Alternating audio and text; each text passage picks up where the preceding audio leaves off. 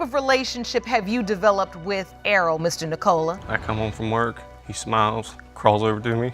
I leave, he cries until she comes home. One woman, two men, one baby, and a tangled bloodline that runs deeper than most family trees. Ms. Wilson finds herself at the center of a paternity nightmare. Two cousins, raised like brothers, both claiming to be the father of her son, Arrow. The stakes aren't just emotional, they're generational, because the cousins' mothers? Identical twins. This means any child born into this triangle carries more than just one man's DNA. It carries the legacy of a broken family trying to piece together truth through betrayal. I'll continue to be grandma either way.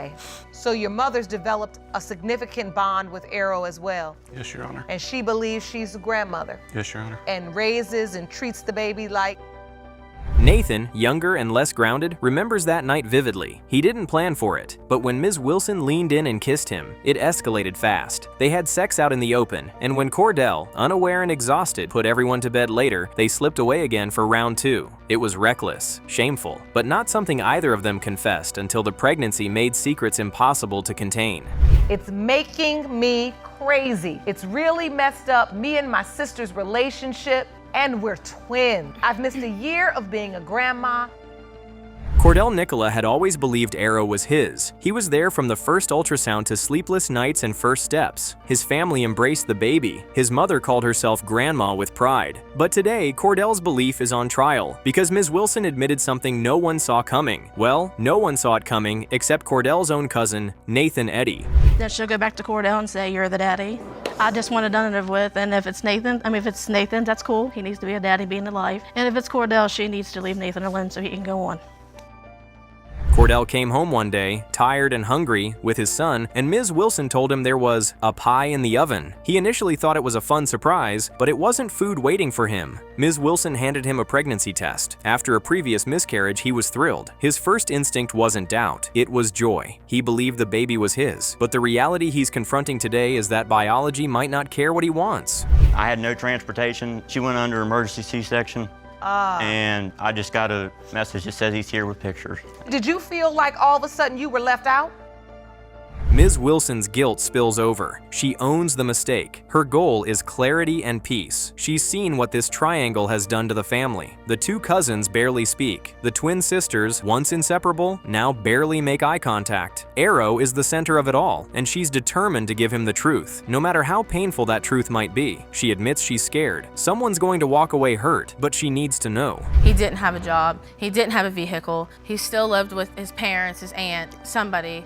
He'd never had his own place, and Judge Lake presses on the timeline, peeling back the layers. Ms. Wilson confirms she had sex with Cordell on October 4th or 5th and with Nathan on October 7th. Her doctor later estimated conception around the 7th, aligning with Nathan. But the overlap is tight, close enough for ambiguity and far too close for comfort. It's a biological gray zone, and that makes today's DNA test not just important but definitive.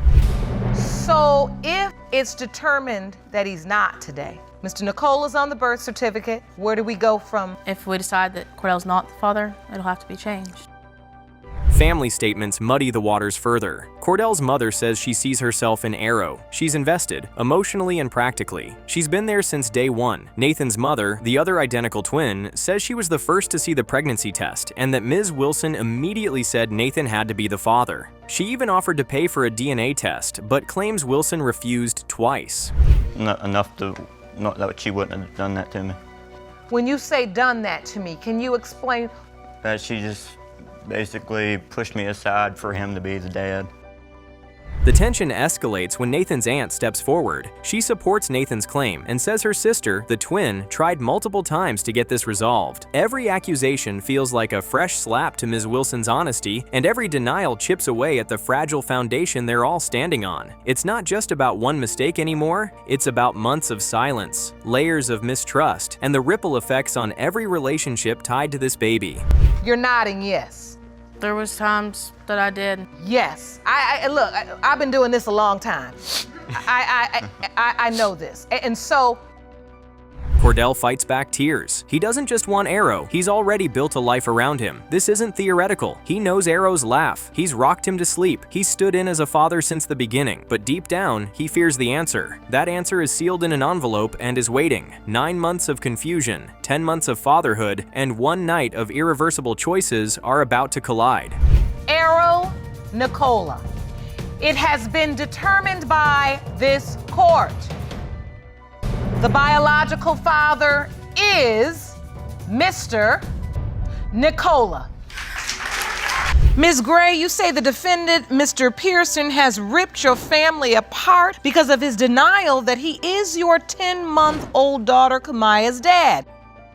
The courtroom is tense. Everyone's eyes are locked on the judge, but the weight of months of uncertainty sits heavily on Ms. Gray's shoulders. Her voice shakes, but her words are sharp. She accuses Mr. Pearson, father of her 2 older children, of rejecting their youngest, baby Camilla. She says he's punishing a child for his own suspicions, and those suspicions, they're not light ones. Mr. Pearson believes Camilla isn't his at all, but his cousin's.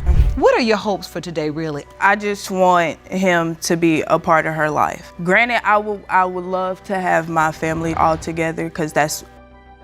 Mr. Pearson doesn't shy away. He agrees with everything Ms. Gray just said. Yes, he treats Camilla differently. Yes, he doubts she's his. And yes, he believes his own cousin may be Camilla's birth father. The courtroom murmurs. According to him, the doubt began when he caught his cousin hanging around his home while he was at work. At the time, he brushed it off. But when he and Ms. Gray later moved in with that very cousin, the questions started piling up. Mr. Pearson, why do you doubt Kamaya is your child? She slept with my cousin, Your Honor. What? Exactly what? How did you find that out?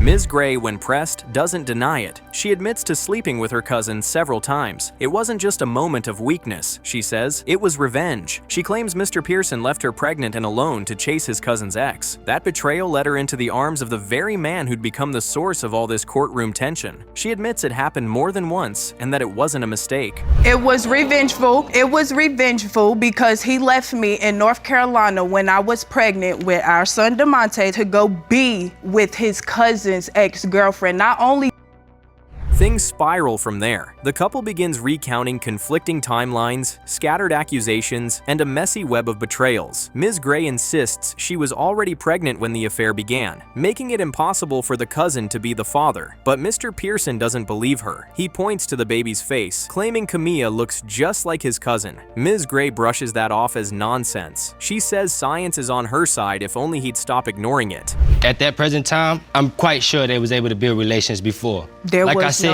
I am a man, So- and I know how the game rolls. Now wait, so in your court papers, when you say you believe a family member is... When the judge calls in the cousin, the mood shifts as the man appears via video. He admits everything. Yes, he slept with Ms. Gray. Yes, he knew she was pregnant. And yes, he believes Camilla could be his. He never received a direct confirmation, but when he saw the baby, the resemblance was too strong to ignore. He questioned it. So did his cousin. And Ms. Gray, she told him, and Theo, that if they had doubts, they should get proof. Thank you for joining us today. You see the resemblance? Mr. Pearson, we're here talking about the paternity relating to baby Kamaya. Miss Gray has testified that you've indicated that... The cousin adds a layer of uncertainty that's hard to dismiss. He says Ms. Gray told him it was Theo's child, but later opened the door to the possibility. She told him if the child belonged to anyone, it would be between the two of them, not strangers, family. He admits he never stepped up and never bought the DNA test himself, but that seed of doubt grew in him, and it's clear it grew in Mr. Pearson too. At first, no, she was like, she's pregnant, and I was like, well, do you know who it is? And she was like, it's your cousin Theo. But when the baby was born, me and my cousin saw the baby.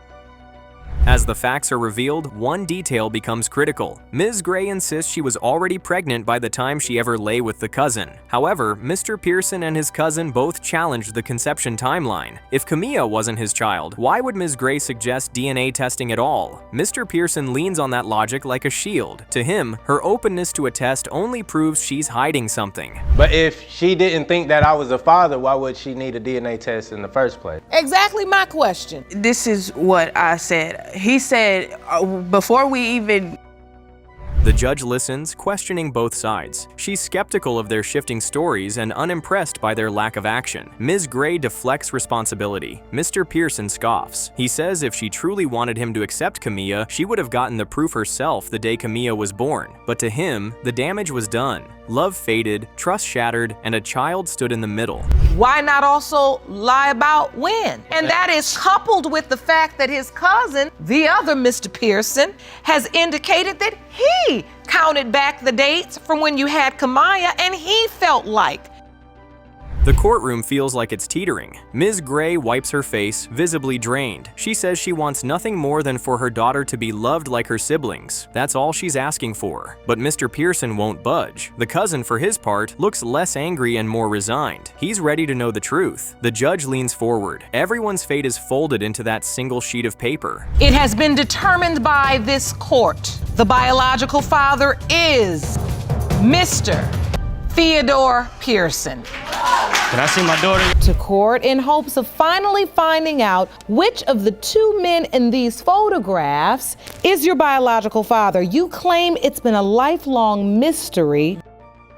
Lori Kyler's eyes were locked on the two photographs propped beside the judge's bench. Two men, two cousins, one truth she'd chased for over 3 decades. From the time she was 5, her mother, Miss Mills, told her that one of them, Mr. Barrows, was her biological father. He lived just upstairs, paid child support, but never once did he call her his daughter. Lori grew up passing him on the stairwell, hearing rumors from his girlfriend's nieces that he wasn't her dad, then finding court papers suggesting he was. But none of it ever truly answered the ache in her gut or the questions that never stopped multiplying. My doubts began as a child, around 5 years old. My mother telling me that Mr. Barrows was my father.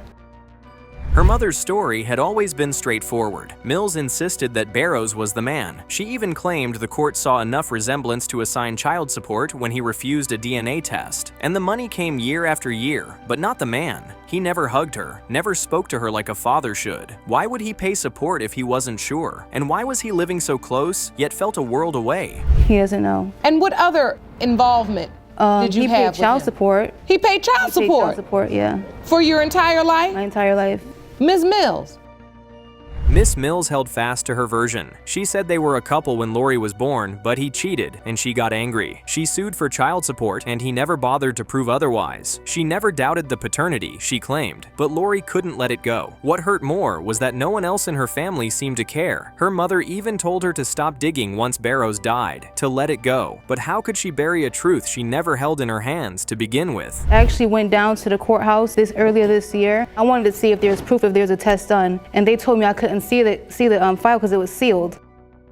Then came a new chapter. Chastity Gonzalez, Barrows' acknowledged daughter, stepped into the courtroom. She told the court that Lori was her sister. When she was little, she heard rumors, pressed him about Lori. He refused to entertain the thought, said it would be a can of worms, said if it came out that Lori wasn't his, her mother would owe years of back payments. Maybe that's why the silence suited everyone, except Lori. Chastity Gonzalez. Miss Gonzalez, you are Mr. Barrows' biological daughter. Yes. When you see this young woman, the pain stretched further. Chastity remembered psoriasis running in their family. Lori had it too. She remembered thinking they had the same eyes, but nothing hit harder than Barrows' obituary. Lori's name was missing. A final erasure. Even at the funeral, Lori felt it. The other kids held her at arm's length. It was as if she didn't belong. Well, the reason I do think, she might be my sister is because, my whole family, we all have psoriasis. My father has psoriasis.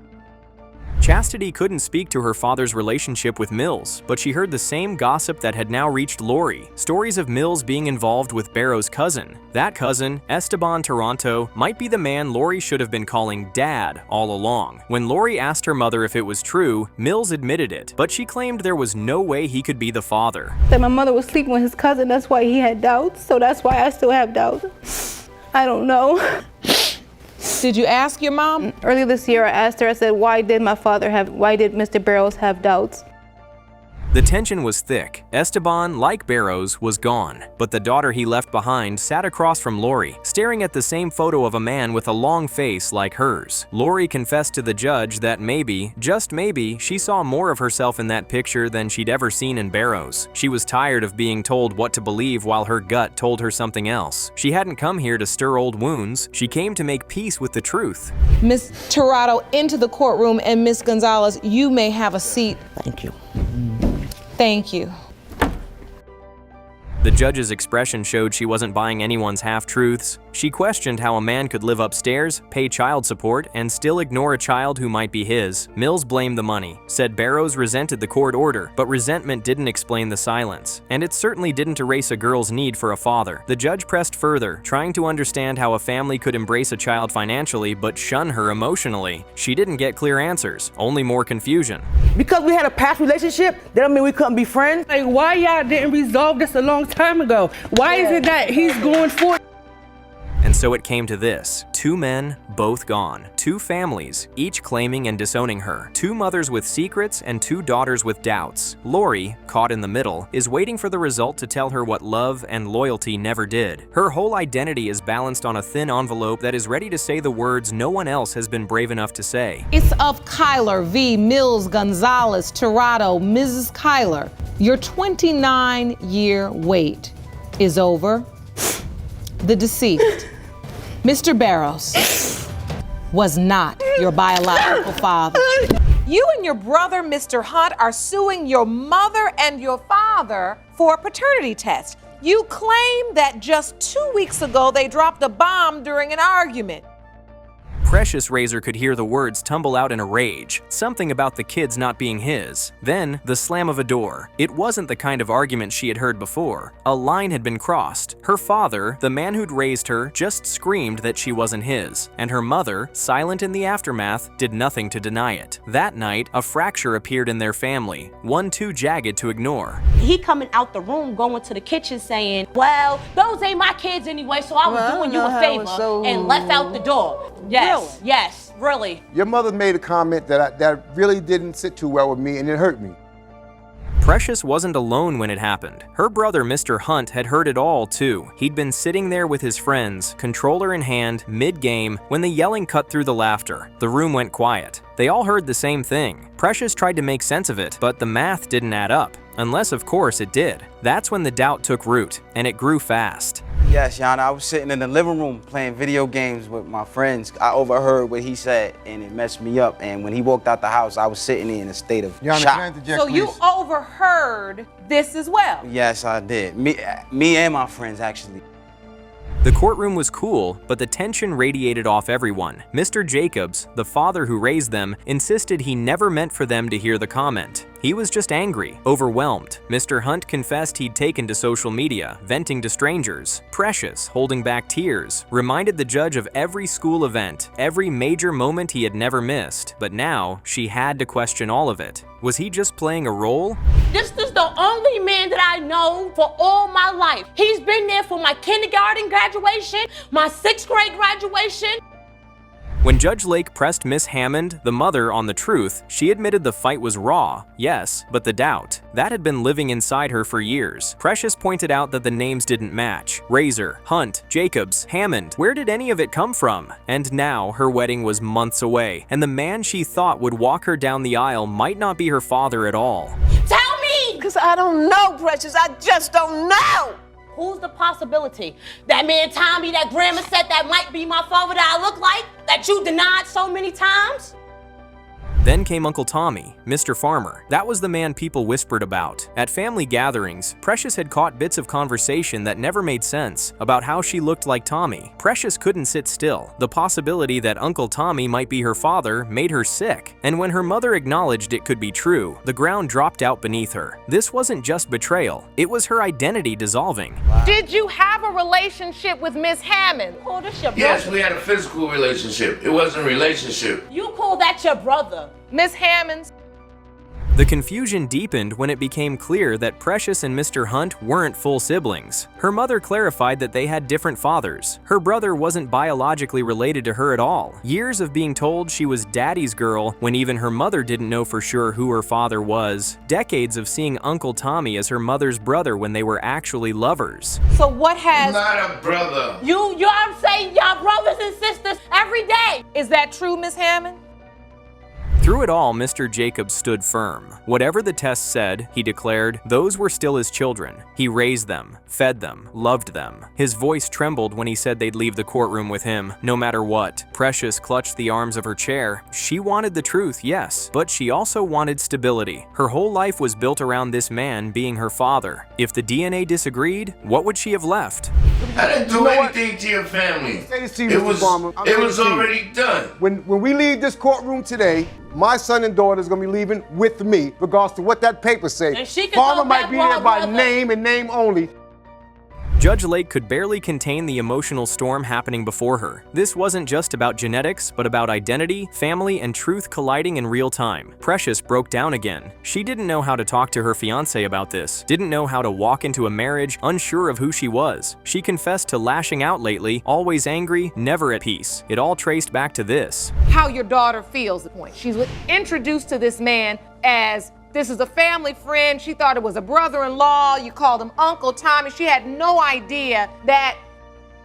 Now, everyone waited. Precious stood upright. Mr. Jacobs leaned forward, one hand clenched tight. Miss Hammond kept her eyes down. The air in the courtroom thinned. No one moved. Jerome handed the envelope over. Judge Lake opened it slowly. Inside were the results, truth printed in black and white. But were they ready to hear it? 3-year-old Hector Hunt. Mr. Jacobs, you are Hector's father. Oh, you is scandalous. Ms. Nesbitt, you are suing to prove to Mr. Henderson that he is the father of your 7-month-old daughter, Zion. Yes, Your Honor. You say that when the result... Ms. Nesbitt stands firm, eyes locked on Mr. Henderson. She's here to prove, once and for all, that he is the father of her 7-month-old daughter, Z-Ann. There's a sting behind her words. He hasn't been a father, not really. Some diapers here and there, sure. But while he showers attention on her older son, a child he knows isn't biologically his, he's been distant from the one she believes is truly his own flesh and blood. The imbalance stings, and she's here to end it. He doesn't do anything for my child, but buy her diapers. He does more for my 2-year-old son that he knows that's not his. Mr. Henderson doesn't flinch. He insists there's a reason for his hesitation. He claims she slept with the neighbor during the very window Zion was conceived. He won't invest in another man's child. But Ms. Nesbitt is quick to remind the court he wasn't always this skeptical. He signed the birth certificate, snuck down to the hospital office, and wrote his name even after she told him not to. Yes, Your Honor, because I feel that I shouldn't have to take care of another man's baby. But you are taking care of another man's baby, right? Yes, but at this time, I came into this baby's life and I already knew he wasn't mine, but I had a possibility that she could have been mine, but she's not, so... Judge Lake presses further. If he had doubts, why sign anything? Mr. Henderson shrugs. He says he didn't want his father meddling in his personal life, so he lied. But Ms. Nesbitt says that wasn't the real reason. He wanted rights. He wanted control. Signing that certificate wasn't about responsibility. It was about leverage. He thought he could use it to gain custody later if needed. Now, she says, he's backtracking out of guilt and fear. You did sign the birth certificate? Yes, Your Honor. Do you remember having the conversation with Ms. Nesbitt that said, don't sign it just yet because it may not be yours? Yes, Your Honor. You remember that conversation, and you signed it anyway? Yes, Your Honor. But the truth is messier than either party wants to admit. Ms. Nesbitt confesses that she too had doubts. Mr. Henderson once had a sexual relationship with his cousin before they got together, but they are still close enough to scar her trust. And then there was the neighbor, Mr. Brown. Just once, she says. One night. A night when she was angry, vulnerable, and comforted by someone who simply showed up at the right time. This not your baby, LaDon. Like one time After Zion was born? Yes. Okay. Yes, I came in the house one night drunk. I don't know if she was mad at me or not. She probably could have said it out of spite because I came in late. The timeline is tight, and the courtroom feels it. Ms. Nesbitt says she had been sleeping with Mr. Henderson without protection for a year, with no pregnancy. Then, after one night with Mr. Brown, she conceives. That single fact plants doubt not only in Mr. Henderson. Ms. Nesbitt insists it was only once, but she admits, yes, they used a condom, and yes, it broke. The possibilities are real. But I want to know specifically why you doubt that this could be his child? Well, I doubt it because we was having unprotected sex for a year straight, and all of a sudden I had sex one time. Judge Lake calls in Mr. Brown. He recounts how they met. She moved in a few doors down. He flirted, winked, and joked around. He found her attractive. She found him comforting. One argument between her and Mr. Henderson led to a hallway blow-up. Mr. Brown stepped in, offered a shoulder, then a massage, and eventually more. He doesn't deny it happened. Just one night. He says that's all it took. How your relationship with Ms. Nesbitt, please? I first met her, she had moved in my apartment, been a couple doors down. And I used to always flirt with her, to blink an eye at her, you know what I'm saying? Cause she was a cute girl, you know? She was Ms. Nesbitt, meanwhile, leans into her defense. She says Mr. Henderson is only latching onto this one-night stand because he's desperate for a reason to run. She points to the baby's features and says Zion looks just like him. He went to doctor's appointments, took pictures, and played the role when it suited him. Now, faced with the pressure of responsibility, he's trying to rewrite history. He looks just like I'm not about to step up to the plate if you keep telling me it's Mr. Brown's child. No. But Ms. Nesbitt, you have to admit, you know, the point where you get into the argument and you say, But the court doesn't run on feelings or facial resemblance. Judge Lake is looking for facts. She questions why Ms. Nesbitt would tell Mr. Henderson that the baby might not be his, especially if she wasn't sure herself. Ms. Nesbitt says it happened out of anger during arguments. She was upset, trying to push him away, maybe punish him emotionally for, you know, sleeping with his cousin. Like, hold on, I'm not your I just father. don't want my That's daughter your to be father. fatherless, and I just want to find out today who my baby father is. I just want to go out, get over with, you know what I'm saying? Corinne can go on with their life. I hope he is the father, you know what I'm saying? Ms. Nesbitt admits her doubts were real. She acknowledges the timing is strange, but she's also convinced the baby is Mr. Henderson's. Still, the circumstances, the cousin, the condom, the conception, leave the judge with no choice. Emotion can't dictate paternity. What's needed is proof, and that proof is here. it has been determined by this court, Mr. Brown, you are not her father. Ms. Santos, you are here today as you say the love of your life and the father of your child, Raymond Colon, was fatally shot just 6 months ago. When Miss Santos walked into the courtroom, her eyes held grief, yes, but also something unspoken, defiance. Just 6 months earlier, the man she called the love of her life, Ramon Colon, was gunned down. Now she stood before a judge, desperate to prove he was the father of her 4-year-old son, Julius. Not for money, she insisted, but for truth. For his name to mean something more than a tragic headline. The thing it was such a secret because me and Raymond grew up together from Pampers. Like cousins. Like cousins. That's why it was such. The past, once buried, began to unfold. Miss Santos confessed the truth. Her relationship with Ramon had been a secret. They weren't blood relatives, but they were raised like cousins. That closeness, she said, made everything complicated. When they finally crossed the line one drunken morning at Ramon's birthday party, it wasn't planned. Tell us how you ended up with Mr. Colon. Okay, I was friends with another man. We had relations and everything. It was Raymond's. It wasn't just a fling, but it wasn't a relationship either. Miss Santos admitted she had been seeing another man while sleeping with him, living with him, and loving him. Ramon knew, and when she found out she was pregnant, she told Ramon it wasn't his. At first, she genuinely believed it couldn't be. After all, she was always with the other man, but the truth doesn't always follow logic. But you were in a relationship with somebody else. Yes, I was, and Raymond knew that. And sexually active with that person as well as. Time passed, and the reality of single motherhood set in. She moved to Florida, gave birth, and eventually returned to Chicago, hoping the man she believed was the father would step up. But he rejected them both, kicking her and baby Julius out. That's when Ramon stepped back into her life, not as a secret lover, but as a protector. He offered her shelter, promised to handle the bills if she'd just cook and clean. I had my son in Florida. When he was about a year old, I came back to Chicago hoping that the other man would want a relationship with my son so my son could have a father. The other man didn't have no feelings towards my son whatsoever.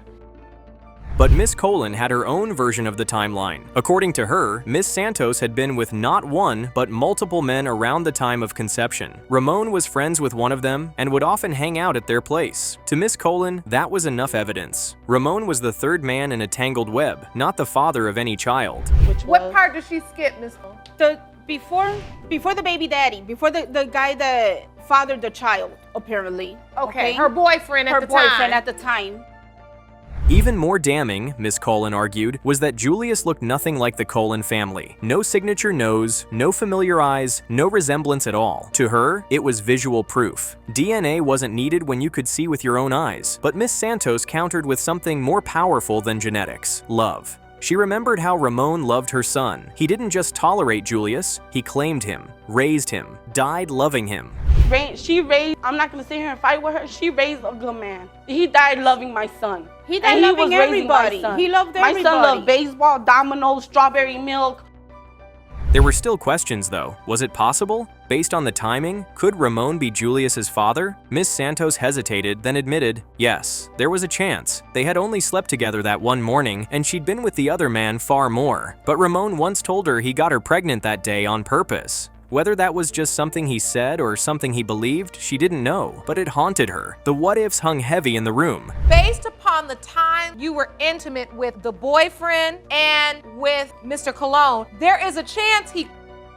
The judge leaned in now, no longer just an observer, but an investigator. Was Miss Colon denying paternity because of real doubt? Or because the very idea of her son sleeping with a woman he called family was too much to bear? Miss Colon didn't flinch. To her, it wasn't about shame, it was about truth. Her son, she claimed, would never have let his child grow up without knowing he was the father. He was too proud, too responsible, too honest. If he believed Julius was his son, he would have made it known, loudly. Okay, knowing that holidays are so special to me. On Mother's Day of all days, I come from church, his room is empty. Well, he went to live with his friend. He didn't say he went to live with Sarah.